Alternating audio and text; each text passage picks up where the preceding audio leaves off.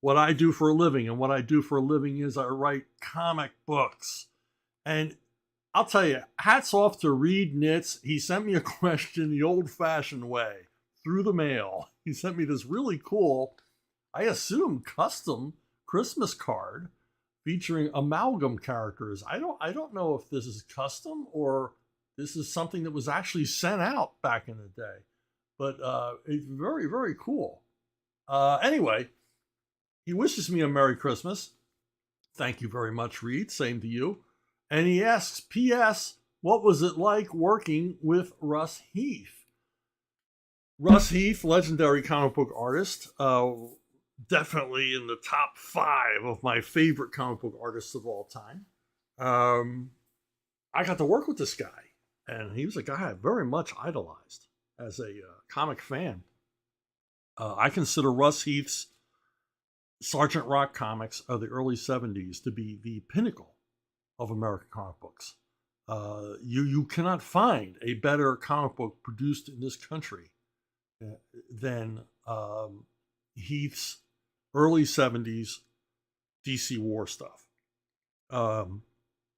Storytelling, detail, emotional weight, many of the stories that he wrote himself. Others were written by Robert Kanigher, also at the top of his form in the early 70s at DC. And but then I ended up getting to work with him. My earliest experience working with Russ, writing he illustrated a script I wrote for Moon Knight #4, Mark Spector Moon Knight #4. Russ did a fill-in job, did the cover as well as the interiors, and I think Carl Potts, based on my visceral reaction to Carl saying, I'm thinking of having Russ Heath do a fill-in. I think Carl spread the word throughout Marvel that I loved Russ Heath's work and would work with him anytime. And this led directly to working with Russ on an issue of the Nom. And I remember talking to Don Daly about this. And Don was a little reticent to work with Russ because he felt that Russ was getting to the point in his career where he wasn't that interested in the stuff. He was more interested in the payday at the end of it than in the work itself. And he felt he couldn't get Russ excited enough about this job for Russ to do his best work. And I said, well, have you talked to him? Have you done anything to try to, and Don's like, no, I just assign the stuff, and, the artist is supposed to bring their own level of enthusiasm or lack of enthusiasm. And I said, well, why don't you tell him to paint the cover the way they used to do the painted covers at DC, where they would, use a more, a painterly approach to the war covers, because Russ did a lot of them. He did a lot of covers that used, various subtle tones. They were more muted, and he did that on Sea Devils as well, using a lot of gray tone and stuff like that. And Don did that. He said, why don't you do this like one of your old GI Combat covers? And he said Russ got pretty interested, and this was the result. And it's a terrific cover, and it's a great issue. Russ really applied himself to the story, and it was this story was the first time that I got to talk to Russ, because Don told me Russ has some questions, reference questions to weaponry and things like that. And it took me 3 days to work up the courage to call Mr. Heath. And, he was nice enough on the phone. Not as friendly as the time I talked to John Severin. But, got along okay. And I worked with him several other times on other stuff. Punisher projects. I sadly wrote his last Haunted Tank story. So we worked together a number of times, and each time he either was pretending he didn't remember me or just playing a joke on me. And Russ had a reputation as a really, really cruel practical joker. So he had kind of a dry and mean sense of humor. It's not to say that Russ wasn't a nice guy or anything else, but he just couldn't resist a joke at someone else's expense. So each time I worked with him, and it was many times I worked with him, he would always act like he didn't remember the last time we worked together. Like we were meeting for the first time, and we did meet in person a number of times. But I think it was all a joke because in the end, toward the end of his life, when he was selling off artwork and things like that, he contacted me and through another person and said there was a number of things we had worked on together, and was I interested in having first dibs on that artwork when he was selling off the bulk of his originals. Heath was a guy who didn't sell a lot of originals, didn't give away a lot of originals throughout his career, and so he had, an enormous collection of original artwork. And I thought that was very nice of him to, offer me a shot at buying originals directly from him. If you don't know Russ Heath's work, as I said, famous for his work in the DC war titles, which he was there for decades. I worked at Atlas as well, doing war comics. And I think one of the reasons, other than the fact that Russ is, Russ was just an amazing draftsman, terrific storyteller, and all it was that he was interested in making the stuff as historically accurate as possible, more so than any other than John Severin.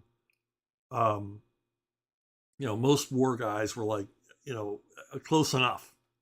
But Russ had to do it exactly, just like John Severin. Had the right number of buttons on the tunic. The web belts had to look just right.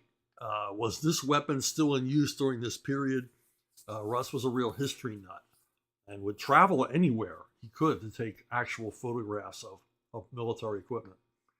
Remember him telling me, just sounded like a little kid, that he had visited France and someone had taken him to where there was a Tiger tank still rusting away in a field. And Russ said he used up, rolls of film, taking the pictures of this tank from every conceivable angle. Aside from his insistence that things be historically accurate, doing the homework, something I do, and I respect it when an artist does it, he also basically worked in my favorite genres, war comics, horror comics, and westerns. And, he had an affinity for all of them, drew them all realistically, and again, doing that homework. But he had a very varied career, and he did a lot of work for National Lampoon, things like Cowgirls at War and stuff like that. I remember a hysterical piece that he did for a supposed pamphlet about the combat buses of World War II, where city buses were converted into armored vehicles. He did a terrific painting for that. But guy with a great sense of humor as well, which he put to use working on Little Annie Fanny. He was on Little Annie Fanny for a little while, which put him in contact with the whole Playboy organization. And as Russ told me in a series, we got to spend a lot of time together in his later years. At one point, he visited CrossGen and basically spent 3 days there with me, and just telling me story after story after story. Very few of them having anything to do with comics. Very detailed, very funny stories about practical jokes he had played on fellow artists. As I said, some of them were quite cruel. But also stories about working for Playboy and at Playboy. Most legendary of all of these was the 6 months that he spent living at the Playboy Mansion in Chicago. Apparently he showed up there for a party and decided he didn't want to leave. So just kind of moved into one of the many, many rooms in the mansion until Hefner discovered him living there and threw him out. But he told a lot of stories about his adventures working for Playboy and working for the companies, and the fun he had at other people's expense. He also tried to act with me like he was just I was just a pro. It was a job to us. We weren't comic book fans. We stopped work at 5 and went home or went to the bar. To which I said, "That's a load of crap, Russ." He says, "What do you mean?" And I had lots of Russ Heath comic books in my office at CrossGen on a comic rack, and I pulled off just one at random, and I said, it was this incredibly detailed cover, featuring a soldier thrusting a bayonet at the reader. And I said, "This is not the work of a guy who just quit at 5. And he said, "Yeah, you're right." He says, "I worked a lot harder on these than I was being paid to do." So there was a passion there, as well as the massive talent of Mr. Russ Heath. So that's what it was like working with him. It had its ups and downs and everything else, but I enjoyed every minute of it, as intimidating as he could be. Not to say he was a grump or a grouch. He was just, first of all, it starts out, with me idolizing him. That puts me in a bad bargaining place. and then his need to yank everybody's chain all the time. Oh, man. What an awesome guy. What an awesome talent. Rex Moss. Question: Alpha Core 1 is out. How do you tend to react to reviews? What is the best part about your job other than getting paid? How do I act to reviews? I don't know how to take a compliment. The reviews have been really good. People are really enjoying it. Going on YouTube and raving about it, going on various websites and raving about it. So I'm just relieved that people are digging it. I'm new to this universe, not new to comics, obviously, but new to this universe. And, you never know how something's going to go over. But I've apparently been welcomed in with open arms. So that's all real cool. As far as what's the best part next to making money, actually making money for me has always been more of a necessity than a desire. When you want to do something creative, if it's painting or writing or sculpting or whatever it is you want to do, if you want to do it professionally, you got to get paid. And the reason why you got to get paid is so you can do it full time. You don't want to be doing your artwork living on a park bench. You've got to, in my case, support a family, pay the bills. Otherwise, you got to go get a real job, which would be a nightmare for me at this point. So making money makes the best part of the job possible. And the best part of the job for me is sitting alone in a room making stuff up, just letting my imagination fly, just creating worlds in my head and populating them with people that I learn to like or dislike, and just basically being the god of this parallel world that I create in my head. And the fact that people like it and the fact that I get paid to do it are secondary to just being alone in that room. And Denny O'Neil told me that once. That he said that, what separated the wannabes from the lifers in the writing business was, did they enjoy sitting alone in a room making stuff up? And if you dug that, then you were going to have a long career. If you were in it for the money or the fame or the good reviews or the accolades, you were not going to last long. So that's why I've always been kind of an invisible hand writer. I've never been out there promoting myself, or anything else, because none of that interests me. As long as I'm making enough cash that I can look across the dinner table and look my family in the eyes, that I'm not just sitting in the room doing nothing.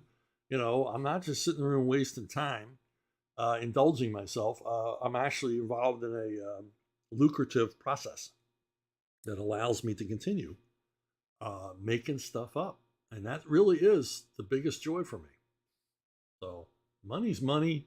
Yeah, ask a big lottery winner how much happiness that money brought them if they're still alive a year after they win. Ashton Batiste reached out. Hey Chuck, I wanted to know, when writing Nightwing, what was the most important thing to get right? Well, the same thing that I had to get right on AlphaCore, which is not to fail the fans, the many, many fans of Nightwing. Nightwing had never had his own title. He was by far the most popular character at DC who had never had a title. And so there was a lot of anticipation that this book be good. I took it over after Denny O'Neil and Alan Grant, who were going to co-write it, decided for whatever reasons they didn't want to do the book. And it was offered to me. And all I knew about it was Scott Peterson told me that I had to create a new city. And Scott McDaniel was my artist. And Mr. Peterson wanted a Jackie Chan movie every issue. With Scott McDaniel on board, that was no problem. And I just sort of attacked it. I just didn't want to screw it up. So I put a lot of sweat into it, did a lot of writing. I basically just concentrated on this title for a few months. Wrote nothing else but Nightwing. In the end, I think I had all the first 12 issues done when Scott McDaniel had either not yet started issue 1 or was in the middle of writing issue 1. And I handed in the script for issue 12. And this allowed Scott Peterson and I to go back and forth and make sure it told, a long cohesive story, because I wanted a year-long story with a beginning, middle, and end, like a big old saga. And if you read the first 2 trades, you can see what we were doing. Because this was in a day when the edict came down to start thinking about the trade paperbacks when you're writing. And so I did that. And it paid off. Readers really dug it, which made me happy. And I got to work with Scott McDaniel for quite a long time, which made me even happier. And, I think I largely succeeded, because a lot of people tell me it's, of all the things I've written, it's their favorite. So it was worth putting that extra sweat in. But trust me, like I said, I was just making stuff up. So it's never a job to me. It's never work. Sometimes it's more challenging than others, but sometimes the pressure's on more than others. But, I love my work. Hey, if you haven't subscribed, do so. If you have subscribed, thank you. It helps enormously to grow this channel, and you people have been delivering, and the channel is growing. Next question, Joshua Ignatowski. What kinds of movies and or shows do you think Brian Solari uses his Getflix accounts to watch? Brian Solari is, of course, the superhero character in the AlphaCore. He's kind of the head of the AlphaCore. And he mentioned in passing his Getflix account. So I think we all know what I was referring to. I think Brian would watch a lot of John Wayne movies, which probably means he's actually watching the movies on Amazon Prime. I don't think Netflix has any John Wayne movies. That would be, as a Texan and an ex-military guy and a real man, he'd watch The Duke. So, but okay, another one from Joshua. Do you think the Getflix service is overloaded with too many series that follow the formula of somebody going back to his hometown and finding out everyone there is actually a psycho? Yes, that seems to be the trope that Netflix, I mean, if you want to pitch to Netflix, the formula is simple, and it is a formula. an ex-doctor, an ex-cop, a former spy, whatever. They retire, they quit, or they're thrown out under, dishonorable circumstances, and they go back to their hometown, their always picturesque hometown, to basically recover and restore themselves, back to their roots. And invariably, they find out that the place that they were born in and grew up in is just a hotbed of deceit and perversity and murder and everything else. It's like the town they knew, it was a lie. And so they uncover all the deep, dark secrets of their town, because they can't stop being a cop, a doctor, an ex-spy, whatever. And it's like, my God, could you think of another storyline? And if you watch, it seems to be a specialty at Netflix. I mean, you see these stories elsewhere. This really seems to be a thing at Netflix, where they are just hot for that kind of story.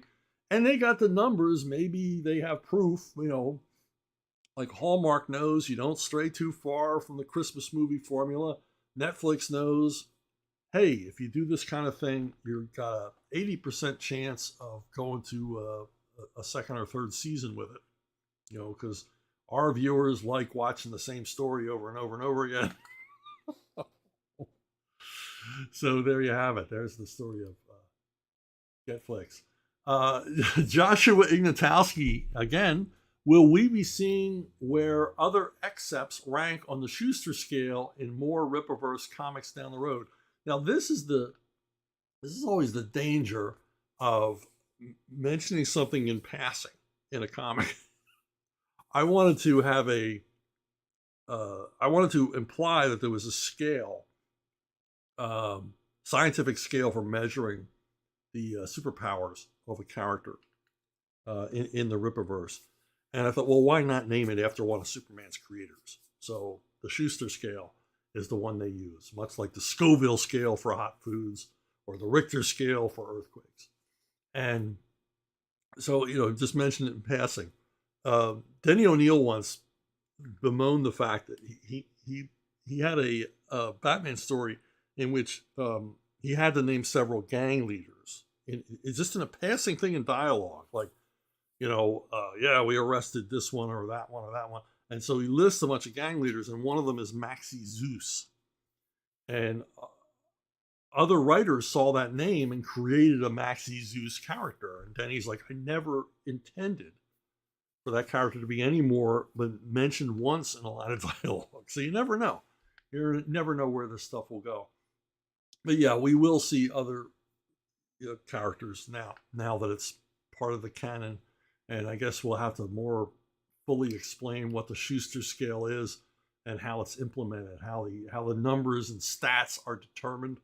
I assume when we get to role-playing games and things like that, the Schuster scale will come into play in a big, big way. Hamilton Blues lovers. TV seems to be following the same pattern as comics, from one and done to longer stories. Do you think this will harm TV as it did comics? I guess it is harming TV because all of the studios and production houses bet big on streaming and apparently reached capacity or went over capacity, oversaturation, and there's too much out there. And so a lot of these series that are one continuing story have sort of not reached the point where they could have a second season. But apparently all across television, this is what we're seeing, is each season is an epic saga ending on a cliffhanger. Of course, it's been up this way for a while. I remember watching Buffy the Vampire Slayer, and it was a continuing story. I think really, I guess The Fugitive was one of the first on TV to have, but each episode was a done in one part of a larger saga. The other one I can remember is Crime Story in the 80s. The Michael Mann produced series set in Chicago in the 1960s. It had a continuing story. Wise Guy as well had a continuing story where it was the same villain, the same bad guy for the entire season or half the season. So sort of been heading this way. And because of viewing habits are different, we've all binged.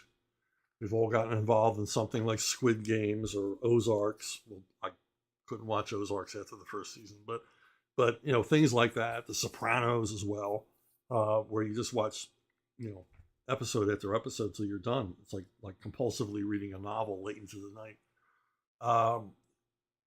Will it hurt TV? No, it's just the way we watch TV now. Just a change in habits.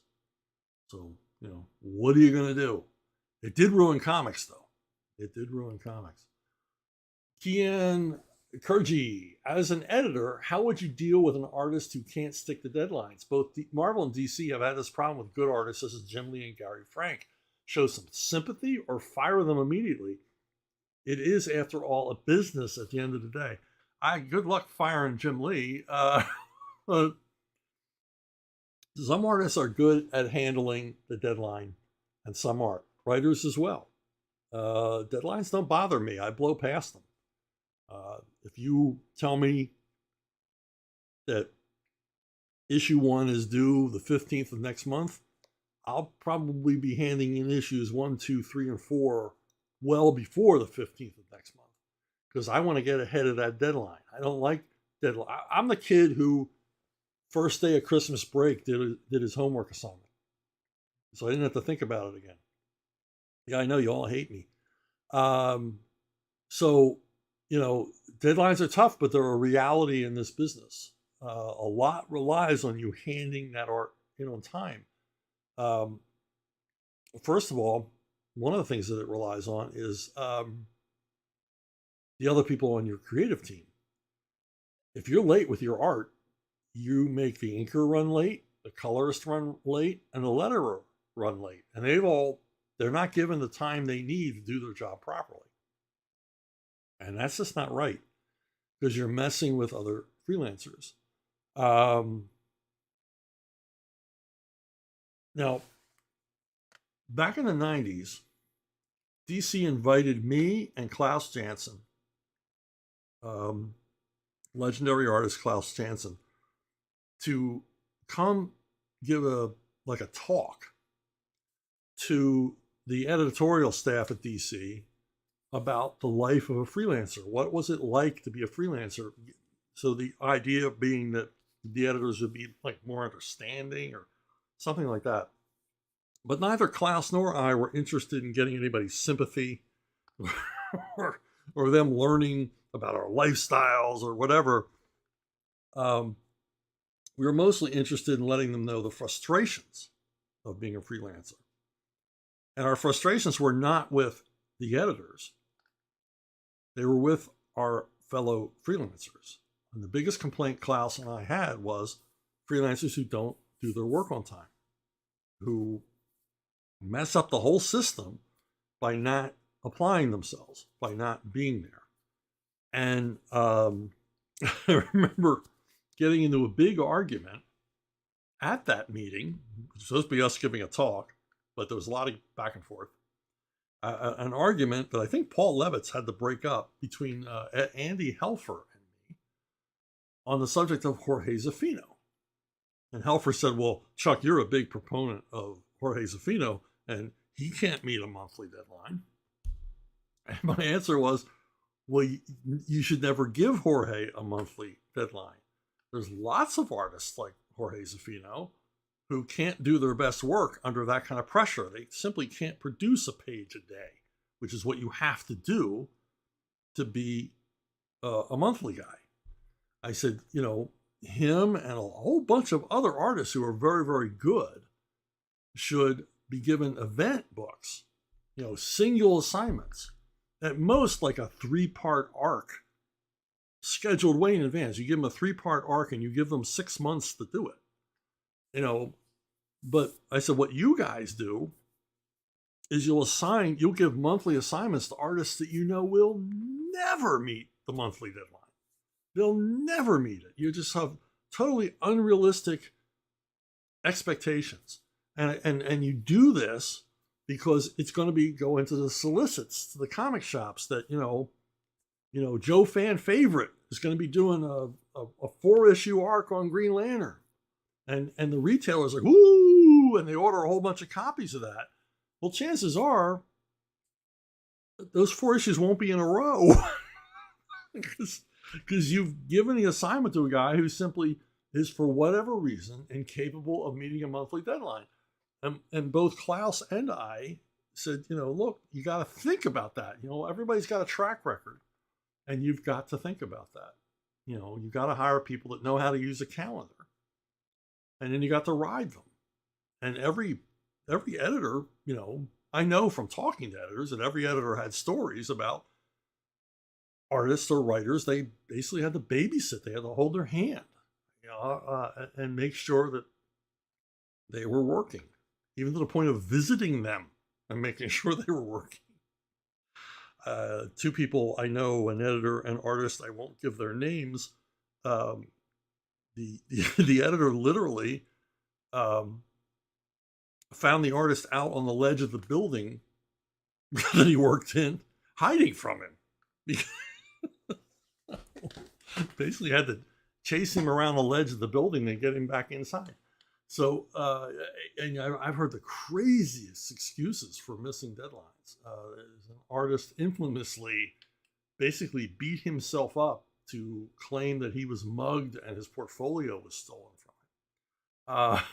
So the dog ate my homework kind of stuff. But yeah, I mean, if you're going to do a monthly, you got to do the monthly. You got to be able to hack it. You got to be able to do it. It's important, or was. Hamilton Blues Lovers, again, you seem to like a lot of crime, action, and adventure stuff. Is there anything that's strictly drama in any medium that you like? Mad Men, Kirby, romance comics, etc. Well, the best romance comics ever produced in this country were from a company called St. John's. And I think St. John's just decided to go out of business when the Comics Code was introduced. But they did a series of extremely successful romance comics. And they're interesting to read, not just for the fact that many of them feature amazing artwork by Matt Baker, but that they're more adult. And I don't mean adult in like prurient material or risque material. I mean, they're more adult in their approach to the romance story, that it's not all just giddy teenage stuff. There's like consequences. A lot of these stories are written like as almost as cautionary tales for girls, like don't fall for the wrong kind of guy, and they're well written and believable. And they're obviously written by somebody who understood human relationships, because they ring true. They feel right, and they're not soap opera. They're not real melodramatic. They just seem like slice of life stories about guys and gals and how they either do or do not get along. And interesting stuff. And of course, as I said, almost always beautifully illustrated by Matt Baker and others. As far as straight drama, Glengarry Glen Ross is probably my favorite straight up drama. And, for a lot of reasons. Mamet's writing handed over to a cast that it is hard to imagine a better cast for a movie like this. Al Pacino, Jack Lemmon, Ed Harris, Alan Arkin, Kevin Spacey, Jonathan Pryce. Just a terrific ensemble, and brilliant dialogue, delivered well, suspenseful story, but without any kind of actual real physical contact or conflict. It's all carried along by the being drawn into the world of these guys who are basically selling real estate investments, that we kind of suspect are worthless, but we kind of suspect there's a borderline criminality going on here, or at the very least, fraudulent advertising. But it's an excellent, excellent movie that you know, once you start watching it, you're just drawn in to the lives of these men desperately doing anything they can to try to sell these properties to people who oftentimes don't have the money or are not interested.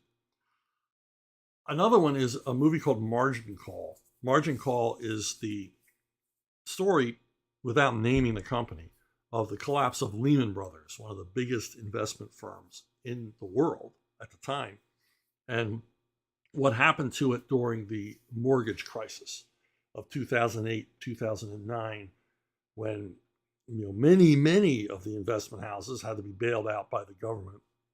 Lehman Brothers was one of the first to fall. It fell before the bailouts because it was so over leveraged. And this is an amazing story. It's well cast. Once again, Kevin Spacey, Demi Moore, Jeremy Irons, Stanley Tucci, standout role in this movie. And what's amazing about the movie is it's a suspense thriller in which there's no fist fights, no one fires a gun, there's no car chases, it's all dialogue, it's all presentation. And the amazing thing is, it works up an edge of your seat thriller type excitement, like of a Mission Impossible movie, about a subject that most of us don't know much about. The incredible thing about the movie is it doesn't really tell us a whole lot about what's going on. It's very obscure why this investment firm is in so much trouble, what catastrophe is bearing down on them. But the writers who put this together are so skilled that they put it across anyway. They put across the urgency, and of course the actors help as well, the urgency. We don't know what the MacGuffin is. We don't know what's in the box. It doesn't matter. They bring across this urgency, and they were drawn into it. Just like Glengarry Glen Ross, we're drawn into their world, and we share their horror and fear and devastation of this awful, awful thing that is happening to their company and ultimately their livelihoods and their lives. And it's just brilliantly, brilliantly done. I've watched it many, many times, and I urge you, if you have never seen it, it's called Margin Call, to check it out. It's a fantastic piece of filmmaking. I say Glengarry Glen Ross, my favorite drama of all time. I'm gonna amend that. The Caine Mutiny is another straight up drama. It's a thriller, lots of suspense, but again, no car chases, no fighting, no nothing, and it's probably the most grown-up movie I've ever seen. I think I first saw it when I was like 14 or 15 years old, and it just sort of blew me away. And it still blows me away today. I watched it like a month ago, rewatched it for the umpteenth time. Absolutely brilliant movie. If you've heard of it and you think you know the story, you really don't. You've got to see the movie to see the story. And there's so many dramatic elements coming together in this movie at one time. And once again, gifted with a stellar cast. Humphrey Bogart famously as Captain Queeg, Fred McMurray, Van Johnson, Jose Ferrer steals the whole frickin' movie from all of them. And you know the basic story. Humphrey Bogart takes over the captaincy of the Caine. It's during World War II. And he is either unfit or is the victim of a conspiracy by his crew. And it's a movie that makes your moral compass spin. It's a movie that makes you keep changing your mind about the characters as things are brought out, as different characters' perspectives are brought to bear on the story. And you're like, whoa, boy, what I thought before, really, maybe that's not true. Maybe that's not true. Maybe this guy's not a good guy. Maybe he's really a creep. Maybe this guy that I thought was, a creep is actually a really, really sympathetic character. Maybe he's the victim here. Just an amazing, amazing drama. So there you go. Kenny Todd, I was wondering if you think CGC and eBay has been a detriment to comic collecting. Seems like that and CGC have caused a lot of creators to charge for autographs, and sealing up a comic doesn't make much sense. Yeah, the CGC thing, I've signed books for CGC as a disclaimer, or not a disclaimer, but just to reveal to you the business end for me on CGC. I make a decent amount of money each year signing stuff that is then slabbed and then sold off into the collector market. That's the only time I charge for signatures. I don't charge for signatures. If you see me at a convention, if I'm making a personal appearance at a store or whatever, I've never charged for autographs. I can't do it. Jack Kirby never charged me, so I can't look a fan in the face and say, hey, that'll be $5 for me to just sign a comic. Because I don't think, for the most part, signing a comic increases its value. Look at all the comics that Stan Lee signed. He signed so many that he pretty much made Stan Lee comics worthless, even though people would pay a fortune for him to sign them. What I really think was going on was they were paying a fortune to meet him. Signing them was an excuse. Now,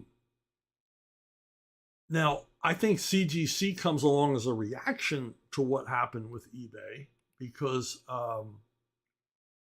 eBay kind of revealed something about comics, that all these comics that we thought were very, very scarce, turns out they weren't. If you wanted an Amazing Fantasy 15, at any given time on eBay, there's hundreds of them available at various prices.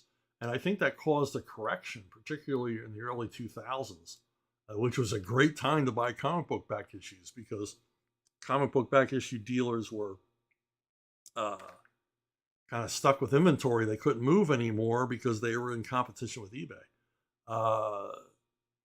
But the thing is, in the 80s, there were books you could pick up for $1, $2, and all of a sudden in the late 90s, they had rocketed up in price into the hundreds. I bought a book for literally 1985. I bought an issue of GI Combat for $1.75. It was in the War Comics bin. That issue today would cost you $2,000-$3,000 in the condition that I have it in. That's nuts. That's just crazy. But eBay, revealed a lot of that. So, convention sales, things like that, these guys had to drop their prices. And I think CGC was like, well, okay, maybe the comics aren't as collectible. We got to come up with a gimmick to make them seem more collectible. We're going to concentrate on condition and all the rest of it. And I think it is crazy to have a comic sealed that you can't read. I want to buy it. I want to read it. And I'm not going to pay a fortune. I'm not going to pay $150 for this comic because I just want to read it. And the only way to ever read this comic is to buy a back issue. When I bought this back issue, I might have paid $15 for it. And that was in the early 2000s. So, and the thing is, on the collectible thing, it's kind of moot to me anyway, because I don't make any money off the collectible market unless I'm signing for CGC. But if you buy a back issue of mine and you spend a lot of money on it, I don't see any of that. Not that I resent that or anything. That's the nature of the beast. But the collectability end of it doesn't matter to me. I'd rather have a good reprint than the original comic.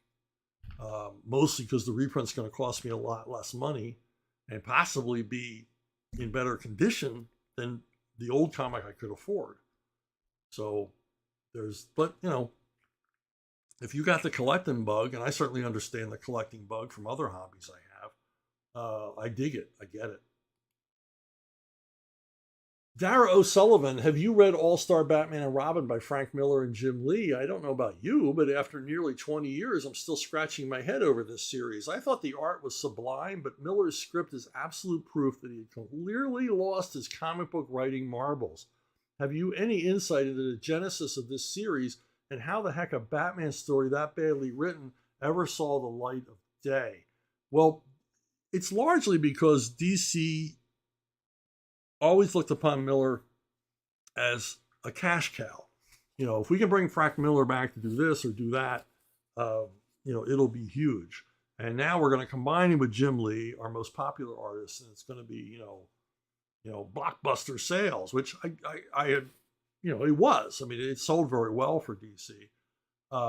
The problem is it's largely forgettable as a comic project. It's not something people are going to go back and reread over and over and over again. And Miller, I don't know that Miller really ever understood Batman. And certainly had no interest in writing the Batman who was featured in the monthly comics. He was writing his own version of Batman. And that continues here. And I think he said all he had to say about the character, and this was a payday. And it reads like a payday. And combining with Jim Lee, I mean, I just couldn't get very excited about it. Jim Lee is certainly very good, very accomplished, very popular, very successful artist. I just never saw Jim Lee over time evolving. The stuff just doesn't look fresh to me, the way that someone like Joe Kubert, who literally drew comics for over 50 years, his stuff always seemed fresh. Because Joe was Joe was still taking life drawing classes, in his final years, still learning, still trying, still exploring new stuff. And I don't think Jim Lee does a lot of that. And so you combine that with Miller's, indifferent, confusing script, and the end result is this. I know that DC's been disappointed over and over again by Miller, but they kept going back to him for a while. That return of the Dark Knight thing that he did in the 90s, late 90s, was a huge disappointment. And they spent a fortune on it. He was paid $1 million advance for that based on drawings he did. He did a whole, I saw these in the office. I handled the originals. He did new portrait drawings of all the major Batman characters. And they were, I'm going to admit, they were, quite frankly, the best artwork I'd ever seen Frank Miller do. That he put a lot of time into these things to close this $1 million deal. And then once he got it, just kind of phoned the whole thing in. It's a shame. It's a pity. I hate to dump on other freelancers, other guys in the business. You know that. I'm reticent to do that. But in this case, it's just an emperor has no clothes kind of situation. I think it was obvious to everybody that this wasn't the best project they could have put out there under the name All-Star Batman. And I guess the All-Star refers to the creators. But, I'd rather have a story by a bunch of guys never heard of doing their best work than someone just sort of, going for the paycheck. If you have questions, comments, calling me out on some other freelancer, which I don't often respond to, you can contact me at brunobookstore@gmail.com, brunobookstore@gmail.com, with your questions, answers, suggestions, pictures of your kitty cats. And as mentioned before, MANTICORE still available. You can still get it. It's the crowdfunder's up to I think $1.2 million. But it's printed. It's available. You buy it, you'll have it in your hands within a week and a half. All the signed ones are gone. All the CGC ones are gone. Those people that have them all sealed up and never be able to read it, they bought them up by the thousands. And but it's still out there. It's still available from Rippaverse, and I will provide a link below. Anyway, thank you for listening. Thank you for watching. Thank you for liking and subscribing and all the rest of it. And I will see all of you